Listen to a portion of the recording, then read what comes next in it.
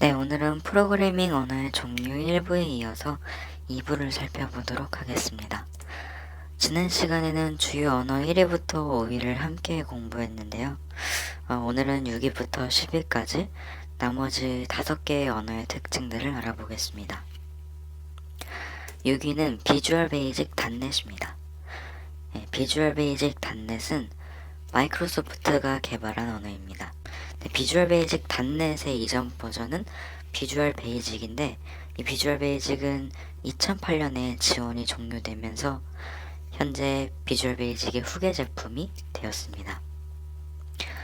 비주얼 베이직 닷넷으로 업그레이드 되면서 객체 지향형 프로그래밍 언어가 되었고, 또 마이크로소프트가 개발한 닷넷 프레임워크에서 구현되고 있습니다. 7위는 자바스크립트입니다. 프로그래밍 입문자분들 중 많은 분들이 이 자바스크립트와 자바가 같은 자바라는 단어가 들어가서 서로 비슷한 기술이라고 생각하시는데 완전히 다른 기술입니다. 이 만든 사람도 다르고 기술이나 사용법까지 완전히 다르기 때문이죠. 이 자바스크립트는 2000년대 초반까지는 별다른 기능도 없고 성능도 좋지 않아서 개발자들에게 인기도 없고 오히려 무시당하는 언어였지만 최근에 여러가지 프레임워크나 라이브러리가 생성되면서 이 자바스크립트의 위상은 점점 더 높아지고 있습니다. 네, 자바스크립트는 객체 지향적 언어라는 큰 특징을 가지고 있고, 또한 웹브라우저 내에서 주로 동작하면서 이 웹페이지를 동적으로 만들어주는 역할, 즉 풍부한 효과를 주는 언어입니다. 자바스크립트는 인터프리터 언어로서 컴파일, 즉 해석하는 과정이 없기 때문에 빠른 시간 내에 스크립트 코드를 작성할 수 있게 도와줍니다. 네, C 언어와 자바와는 달리 굉장히 단순한 구조와 원칙을 가지고 있기 때문에 초보 개발자들도 쉽게 배우고 이해할 수 있습니다. 네, 이 완벽한 자바스크립트도 단점은 존재하는데, 일단 내부에서 제공되는 기능이 제한적이고 또 개발 도구도 적은 편입니다. 또한 자바스크립트는 HTML이라는 문서 작성용 언어와 함께 작성되면서 이 소스 코드가 외부로 공개되는 보안적인 단점이 존재합니다. 네, 8위는 PHP입니다. PHP의 원래 목적은 동적인 웹페이지를 만들기 위해 설계되었습니다. 제가 이 원래 목적이라고 말한 이유는 PHP의 활용도가 많아졌음을 의미하겠죠. PHP의 장점은 다른 언어에 비해 직관적이라는 겁니다. 네, 즉 작성 코드의 양이 현저히 적다는 것입니다. 하지만 PHP도 시간이 지나면서 소스가 점점 방대해지게 되었습니다.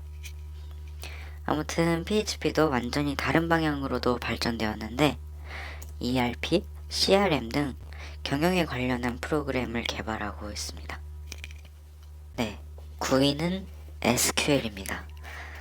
SQL은 관계형 데이터베이스 관리 시스템을 관리하기 위한 언어인데요. 네, 말이 좀 어렵죠. 즉 데이터를 관리하기 위해 특수 설계된 목적의 언어입니다. 데이터베이스에서 자료 검색 및 관리, 그리고 스키마 생성이나 수정 등 여러가지 역할을 수행하고 있습니다. SQL 언어의 종류로는 MySQL, 오라클, MS SQL 서버, 사이베이스 등 다양한 언어가 있습니다. 이 언어들의 SQL 문법은 거의 비슷하지만 조금씩의 차이점은 존재합니다. 네, 다음으로 10위는요, 스위프트입니다. 애플 제품을 사용하고 계신 분들은 한 번쯤 들어보셨을 텐데요. 애플의 iOS와 macOS를 위한 프로그래밍 언어로 2014년 WWDC에서 처음으로 소개되었습니다. 기존의 애플 운영체제용 언어인 오브젝트-C와 함께 공존할 목적으로 만들어졌습니다. 클로저, 다중 리턴 타입, 네임스페이스, 제네릭스, 타입 뮤츠 등 좀 말은 어렵지만 현대적인 프로그래밍 언어가 갖고 있는 기능을 대부분 포함하고 있습니다. 애플에서는 도서 앱에서 이 스위프트와 관한 책을 배포하고 있습니다. 네, 이렇게 해서 1부와 2부에 걸쳐서 이 주요 프로그래밍 언어 10가지의 특징을 간단하게 살펴볼 수 있었습니다. 그럼 이제 우리가 앞으로 공부할 것들은 무엇이 있을까요? 우리가 10가지 언어를 공부하면서 가장 많이 등장한 단어가 무엇일까요? 네, 바로 객체지향입니다.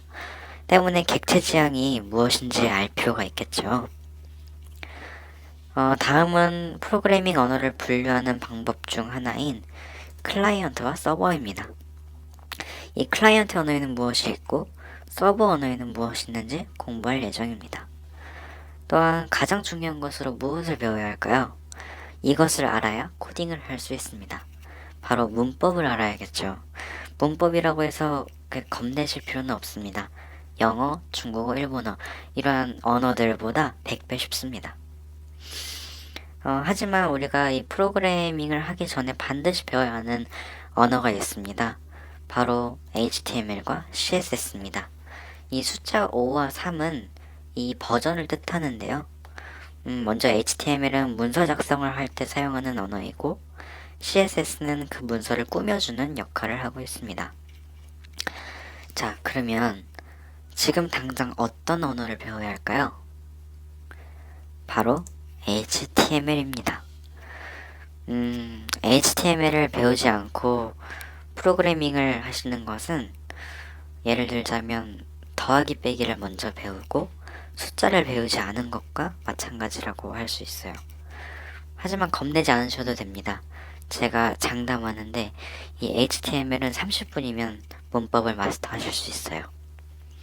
자, 그러면 우리가 HTML을 배웠어요. 그 다음에는 무엇을 배우면 좋을까요? 여기서 이제 바로 프로그래밍 언어를 배우셔도 좋지만 저는 그 이전에 CSS를 배우실 것을 추천합니다. CSS는 HTML 문서를 아주 아름답게 꾸며주는 언어입니다. CSS도 아주 쉬워요. 장담하는데 30분이면 문법을 다 배우실 수 있습니다. 자, 이제 CSS까지 HTML과 CSS 이 두 가지 언어를 배우셨다면 이쯤에서 여러분은 한 가지 갈증을 느끼셔야 합니다.